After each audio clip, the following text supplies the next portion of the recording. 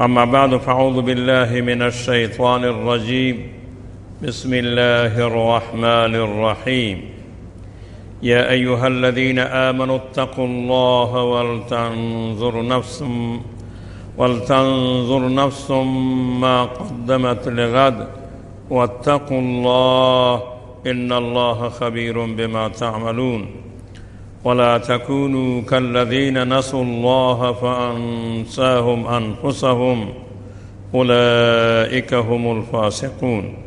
صدق الله خالقنا العظيم وبلغ رسوله النبي الكريم ونحن على ذلك من الشاهدين والشاكرين. قال الله تبارك وتعالى في شأن حبيبه: إن الله وملائكته يصلون على النبي يا أيها الذين آمنوا صلوا عليه وسلموا تسليما. اللهم صل على سيدنا ومولانا محمد وعلى آله وأصحابه وبارك وسلم.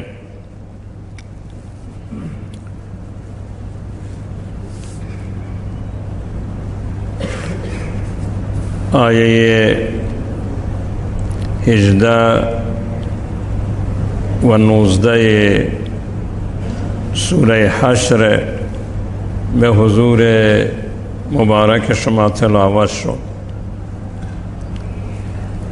الله ذوالجلال در این دو آیه به طرف نکات جالب اشاره می فرمایند.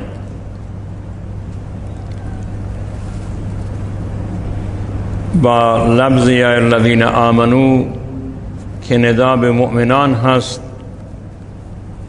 امر می کنند به تقوا و عمل برای آخرت که ای مؤمنان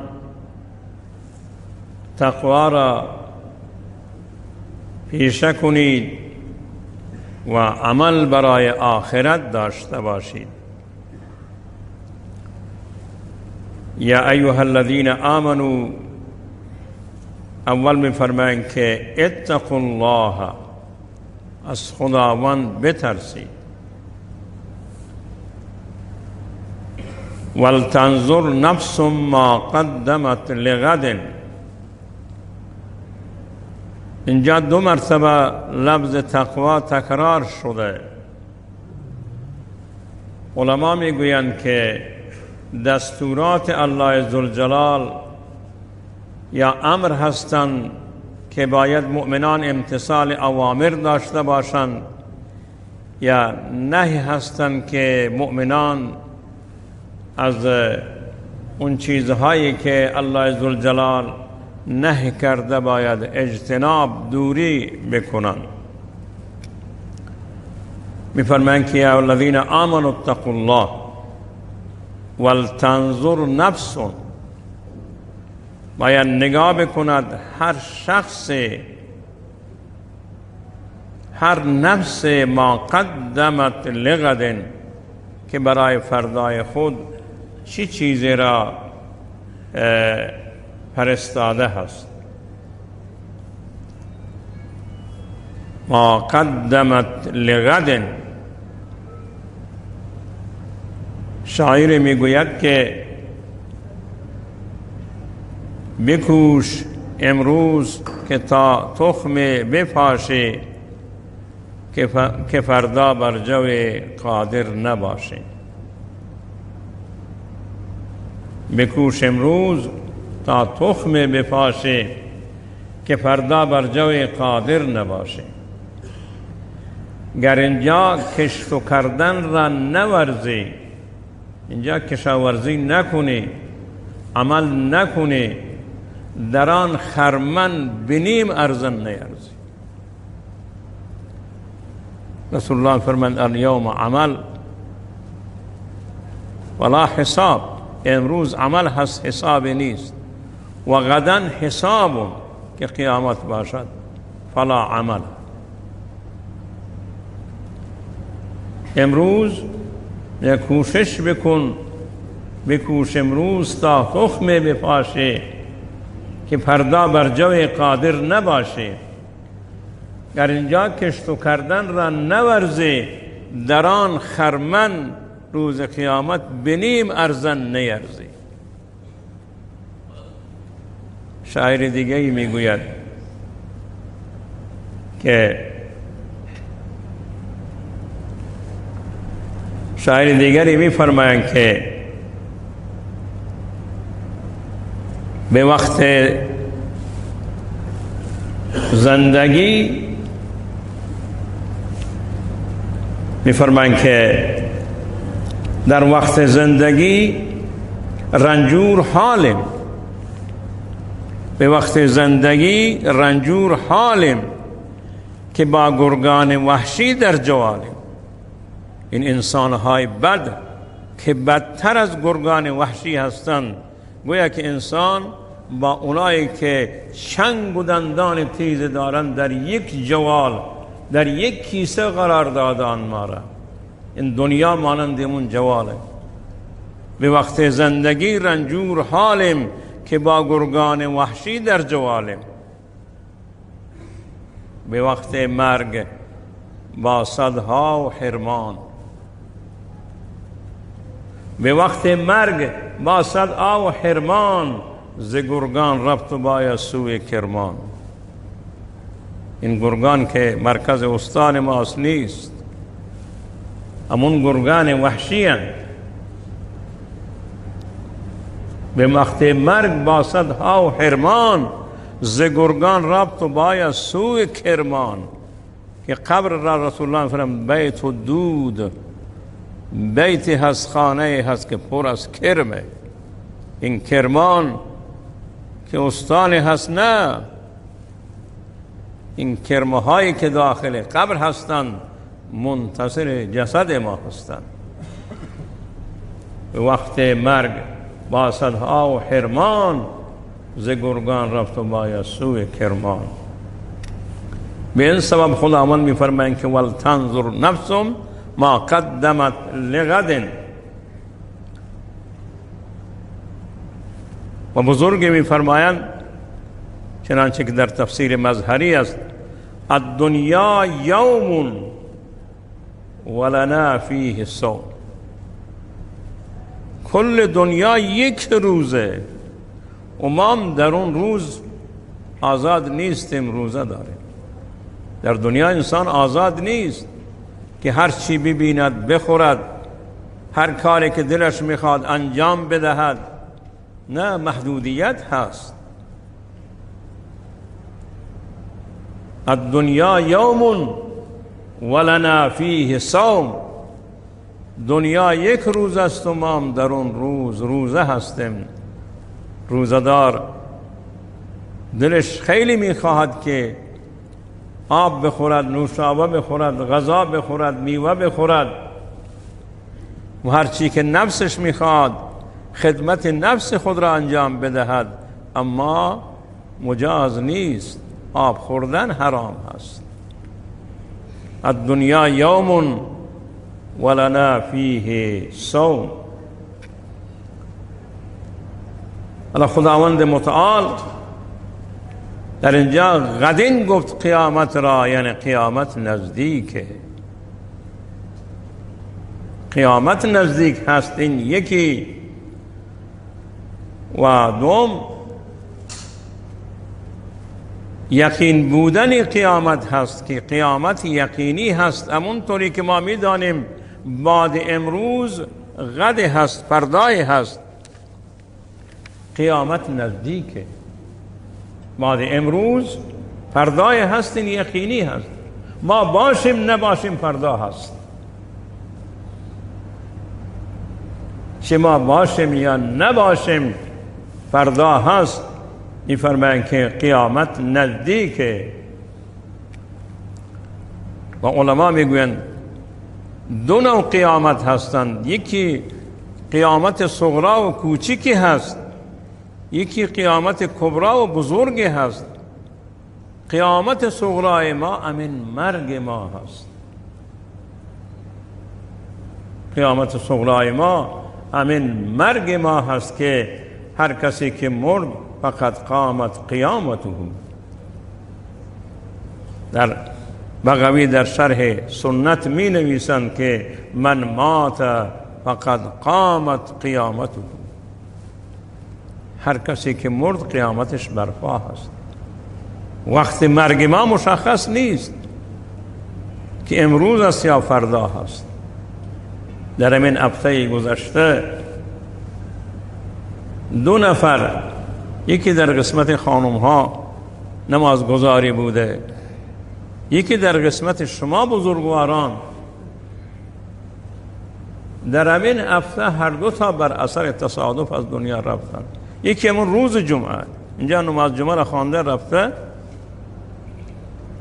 طرفای گنبد اونجا خانهش بوده، میخواست از جاده رد بشود، اون نمازگزار ماشینی زده در جا فوت کرده. دیگری که روز چهارشنبه پری روز من از نمازگزاران همیشه اینجا بود، حاجی یعقوب گل بچه همیشه اینجا می آمد، با موتور تصادف می کند روز چهارشنبه جنازه شد. در هفته گذشته مانند ما اینجا نماز خطبه را دیدن، سخنرانی را دیدن، نماز جمعه را دیدن، نماز جمعه خواندن، اما امروز در جمع ما نیستند. پس قد نزدیک قیامت، نزدیک مرگ قیامت صغرای ماست، قیامت کوچک هست و روز قیامت اون قیامت کبرا هست که هرچی هم انجام دادیم در اونجا روبرو می شویم. بله می فرمایند که با واژه قد خداوند قیامت را تعبیر کرد، یعنی یک قرب قیامت، دوم یقین بودن قیامت که حتما میاد. در تفسیر معارف القرآن می نویسند که خطر مرگ دائم در کمین ما هست و ما را تهدید می کند. خطر مرگ همیشه در کمین ماست. شاید ما در هفته آینده روی زمین نباشیم، جز کسانی باشیم که چندین تن خاک روی ما قرار گرفته. به این سبب خداوند می‌فرماید ولتنظر نفس ما قدمت لغد. خصوصا در این زمان، حتی در تفسیر معارف میگه در این زمان که مرگها خیلی آنی و زیاد شدند، فشار هست و غنده هست و سکته مغزی هست و سکته قلبی هست و همه. یکی با ما نماز میخواند میبینید دم دیگه میگه بله فلانی فوت کرد، چه سکته قلبی شد، سکته مغزی شد. روز نیست که ما جنازه داشتم اونها که من خبر میشوم. در یک روز من 3 جنازه را خواندم، در یک روز. مثلا اینجا هست که خداوند هشدار میدهد ولتنظر نفس ما قدمت لغد، و همون است که من مات فقط قامت قیامته، برای حساب همین وقت مرگ آماده بشویم. و در این آیه امتثال اوامر هست، اجتناب از نواهی هست و محاسبه نفس خود ما با خود ماست. ولتنظر نفس ما قدمت لغد، و نگاه بکند هر کسی که برای فردای خود چی چیز را جلو فرستاده. حالا اگر حساب بانکی دارید، پول دارید، هر عابر بانک شما را جواب میدهد. اگر موجودی نباشد داخل بانک هم که بروید چک شما را پاس نمی‌کند، موجودی ندارید. ما نگاه بکنیم که چه اندازه برای خود جلوتر موجودی فرستاده. موجودی های ما چه است؟ ما عندکم ینفد و ما عند الله باق. اون چیزی که در نزد ماست از بین می رود و اون چیزی در نزد خدا هست باقی هست. و یوم التغابن، روز قیامته، اگه چندین نفر اون روز حسرت می خورند. پدری که مال جمع کرده هیچ عمل نیکی انجام نداده، مرده، مال برای فرزندان موندن، فرزند عمل کرده به بهشت رفته، پدر به سبب امون مال به جهنم می رود، روز قیامت حسرت می خورد.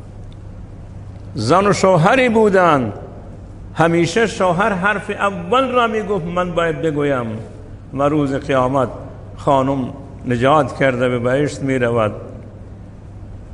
اون مرد با اون ابوتش که گفت من سرپرست خانم، من بزرگم، من چیکارم، من فلانم، اون به جهنم می رود. اون شوهر حسرت می خورد که زن به بهشت رفت و شوهر به جهنم.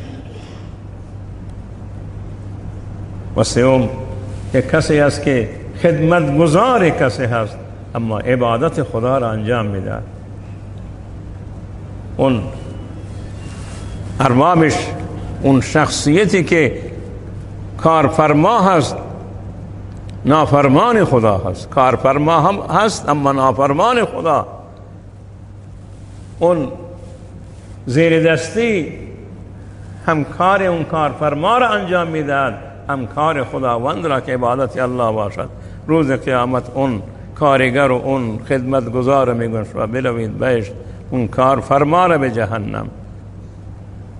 و چهارم میگه عالمی هست که همیشه مسائل را برای مردم میگفت، حرام و حلال را میگفت، خودش عمل نمیکرد.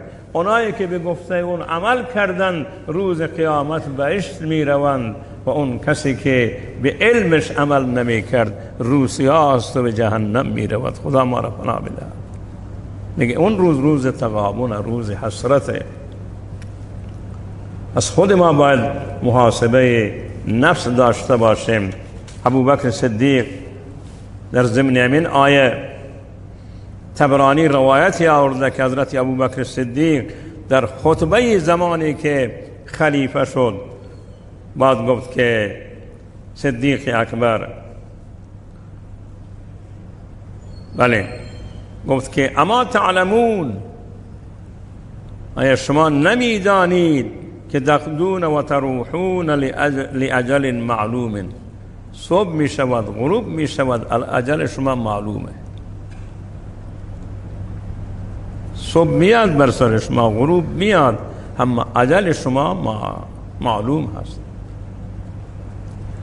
دیگه جمله را در تفسیر معارف نوشته آیاتک انفاس تعد، حیات شما، زندگی شما انفاسی هستند که شما اونا را می شمارید. گفت که هر کسی که میخواد این اجل را به پایان برسد باید عمل بکند. میگه ولن تنالوا ذلك الا بالله، از خدا بترسید، عمل شما برای خدا باشد که به اون میرسید. و بعد میگه ان قوما جعلوا آجالهم لغیرهم، گروهی بودن که همیشه دیگران میمردند، اونا میگوند دیگران میمیرند، ما نمیمیریم. این اجل برای دیگران حساب میکردن و اینطوری تصور میکردن که ما نمیمیریم. اما امروز کجا شدن؟ الله عزوجلال گفت از این مسئله شما را نهی کرده. بعد میفرمایند که اونایی که قبل از شما بودن کجا رفتن؟ و یا نیکبخت بودند یا بدبخت بودند، به هر حال هر کسی بودند از دنیا رفتند. بعد میفرمایند ابوبکر صدیق چه جمله زیبایی، این الجبارون الاولون، اونایی که ستمگر بودند در گذشته اند و بودند کجا هستند؟ الذین بنوا المدائن، شهرهای خیلی بزرگ ساختن، برای خود خانه های بزرگ و مستحکم ساختن، اونا کجا شدن؟ برای خود دشت ساختن، هزارها نگهبان گذاشتن و هزارها افراد در اطراف اونا بودن، اونا کجا رفتن؟ امروز کجا هستند؟ و آیه‌ای که هشدار می‌دهد خداوند در سوره فجر می‌فرماید الم تر کیف فعل ربک بعاد، تو ندیدی که خدای متعال رب شما به قوم عاد چه کار کرد؟ ارم ذات العماد، اونایی که خانه‌های با ستون‌های بزرگ داشتن، ستون‌های تخت جمشید نگاه بکنید 2-3 هزار سال قبل از این در ایران ما بودن، امروز ما میبینیم با چه عظمتی. بگی یک ستون را من در باره امون پاسارگاد پارس و مردشت من خواندم که یک ستون بناهای مختلف 120 سال روی یک ستون کار میکردن تا اون را نصب بکنند و بعد اون سنگه های بزرگ چطوری تخت جمشید بالا بردن. الم تر کیف فعل ربک بعاد ارم ذات العماد التي لم يخلق مثلها في البلاد. مانند اونا در شهرها پیدا نشد. همیشه شعار اونا بود که من اشد منا قوه، چه کسی از ما توانمندتره. خداوند مانند پشه اونا را نصیب باد کرد. اون که قوم عاد را برباد کرد، باد اونا را برد، پشه ها را باد میبرد. و شما من اشد منا قوه التي لم يخلق مثلها في البلاد و ثمود الذين جابوا الصخر بالواد. صخرها را هنوز بقایای قوم ثمود هستند در شمال مدینه منوره، در شمال عربستان سعودی. اصحاب حجر اونا بودن، اونا هنوزم هستند بقایای اونا. و فرعون ذی الاوتاد، فرعونی که صاحب میخ بود، حتی میگه خانم خود را بی آسیه را به 4 میخ دست و پایش زده بود. بدترین شکنجهگر بود، بدترین رژیم کودک کش بود، بدترین انسانی که همه انسانها را برده خود میدانست، بنده خود میدانست. گفت انا ربکم الاعلی، دعوای خدایی میکرد که بغیر از من دیگر کسی را شما معبودی ندارید، من رب اعلی شما هستم. میگه رب اصغر مگه بود؟ میگه بله، مجسمه های خود در هر خانه قرار داده بود. اگه به من دسترسی ندارید برای این مجسمه من، برای این عکس من تعظیم قائل بشوید. میفرماید الذین طغوا فی البلاد، یا پایه حکومت خود را مستحکم کرده بود. معنی اوتاد که میخ اسمانه التي لم يخلق مثلها في البلاد و ثمود الذين جابوا الصخر بالواد و فرعون ذی الاوتاد الذين طغوا في البلاد.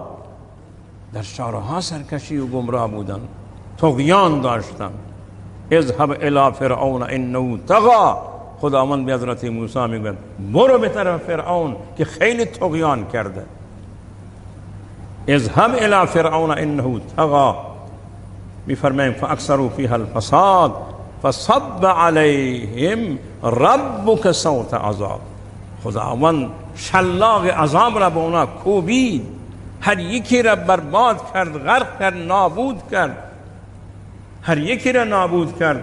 میفرماید ان ربک لبالمرصاد، همان رب شما همیشه در کمینه.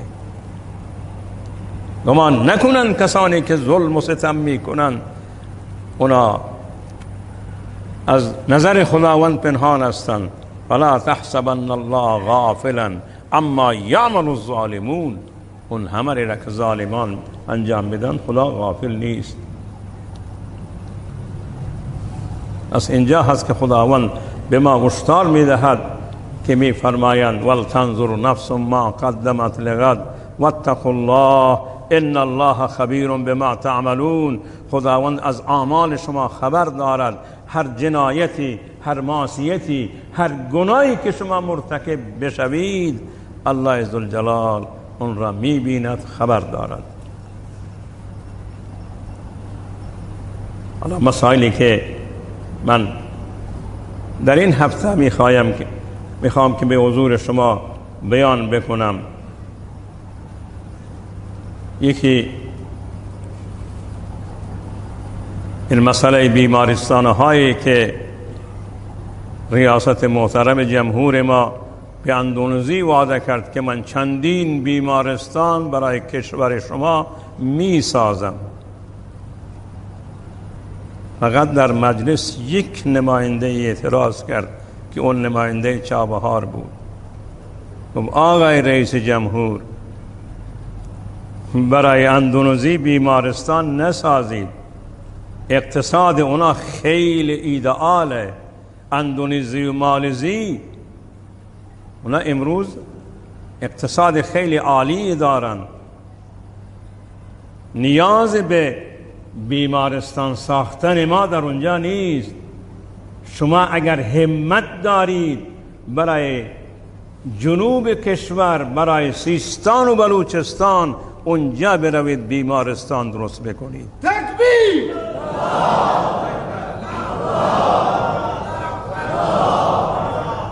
بعض وقت ریاکارانه بعضی از ارگانها میروند و بیمارستانهای سارایی درست میکنند، چادر میزنند که رایگان ما درمان میکنیم. پیرمرد و پیرزنی را اونجا میبرند، میگه بله من دوایم به شما میدم، شما را مجانی ویزیت میکنم. پل میگیرند، بله تشکر از شما، چیکار فلان. این چرا بیمارستانش سارایی باشه؟ چرا در یک هفته باشه؟ شما اگر خدمت میکنید برای این ملت، برای این مردم که ولی نعمت شما هستند، هر کرسیی که رویش اون نشسته اید از این ملت به اختیار شما گذاشته شده. این ملت است که شما را به اون کرسی نشانده. یک هفته برای ما اینا بیمارستان درست نکنید، بیمارستان دائمی درست بکنید، دوا را طبابت را مجانی بکنید.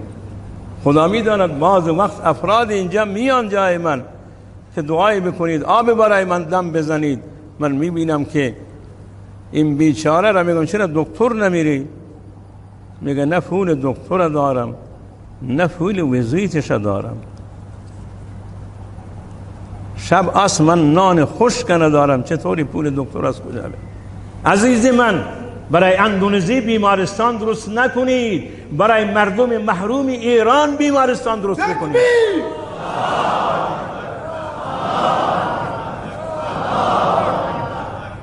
برای اینا بیمارستان بسازید. با پول ملت و مردم، با سرمایه ایران بذل و بخشش نکنید. آتم بخشی داشته نباشید که روز قیامت از شما سوال خواهد شد. تکبیر!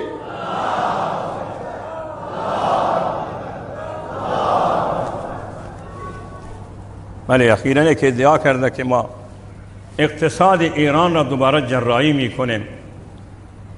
یک مرتبه جراحیش کردید به کمارا، یک مرتبه جراحیش کردید به کمارا. انشاءالله جراحی دوم شما جنازهش را باید بخوانیم. ما روز جنازه مردم را میخوانیم، باید جنازه اقتصاد را ما بخوانیم. تکبیر!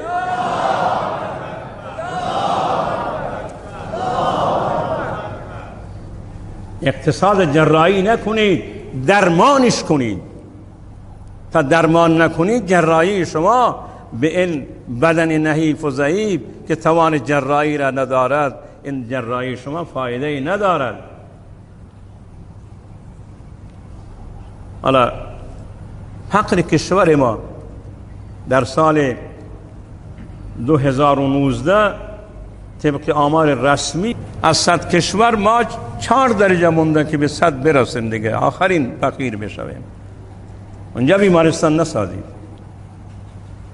انرژی ما را برای کسانی که آدم میکشن نفرستید. تکبیر!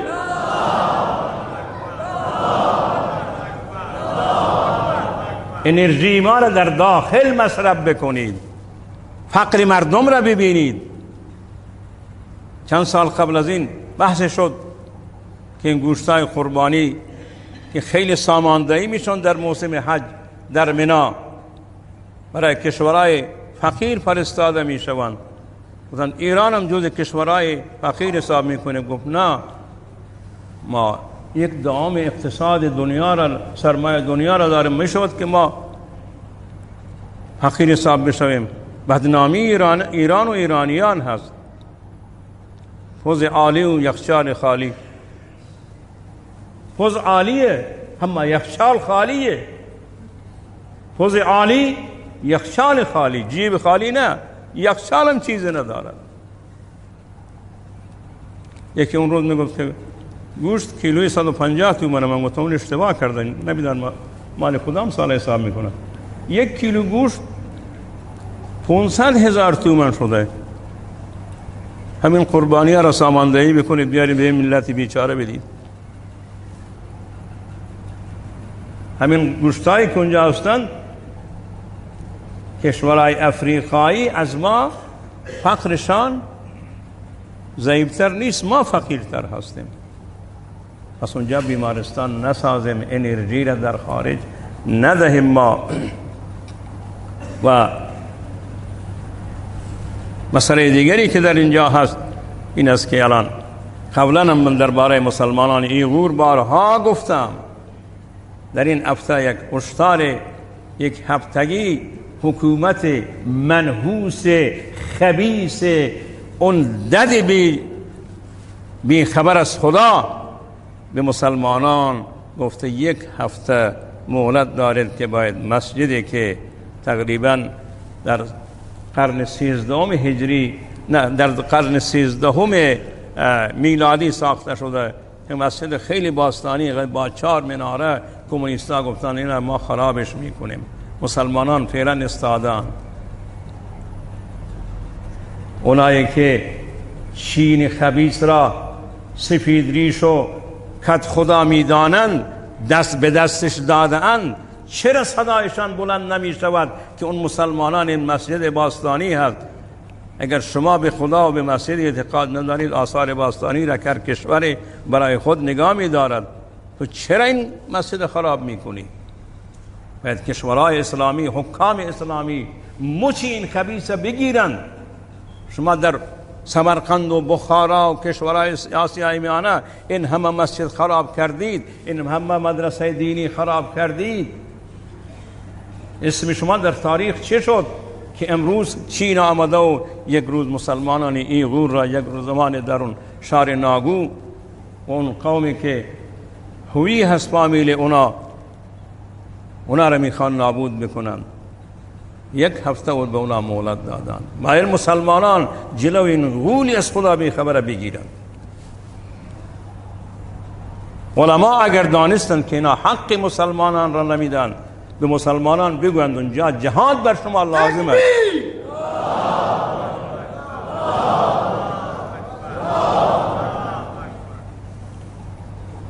بله،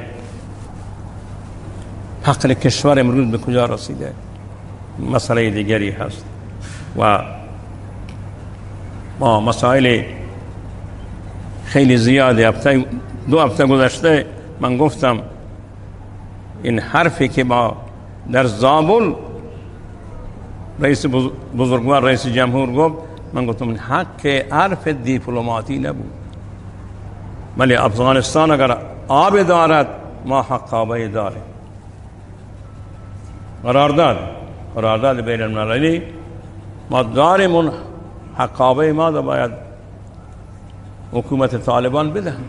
ما میخوایم از اونا، قرارداد داریم، اون قیمتش میگیرید مشکلی نیست، بحثی نداریم ما. اما اگر آبی هست چرا در اختیار ما نمیگذاریم؟ اگر در اختیار ما آب نباشد، نزدیک به 600,000 نفر در سیستان و در اطرافش اینا باید منطقه را ترک بکنن. آب نیست دیگر، بدون آب زندگی نمی شود. ما گفتیم ارزش ندارد که ما درگیری بشن. هفته گذشته درگیری شد. آیا این آب من ارزش داشت که خونه های فرزندان رانای ما در اونجا بریزن؟ ما صحبت می کردیم، ما قرارداد داریم، اگر اینجا جواب نمی شد خوب از سازمان ملل کمک می گرفتیم. میگه تهدید تا 1 ماه ما شما را مهلت میدهیم.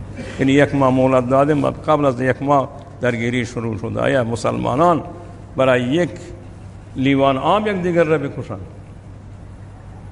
همون زمان که میخواستند زاهدان را از رودخانه ایرمند آب بدن، من گفتم این پروژه خیلی احمقانه ایه.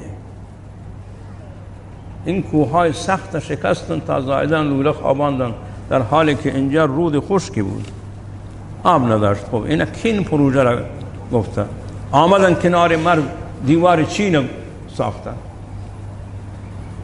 دیوار چین ساختن، یک بودجه کلان اونجا هزینه شد.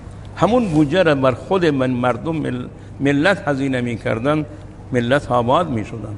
اما یک عده‌ای که راندخار بودن، دزد بودن، خیانتکار بودن، بودجه را ما اینجا دیواری می سازیم، نصف زمین های ما را اون طرف گذاشتن، گفتن مرد شما مشخص کردی دیگه، همون دیوار شما مرد شماست.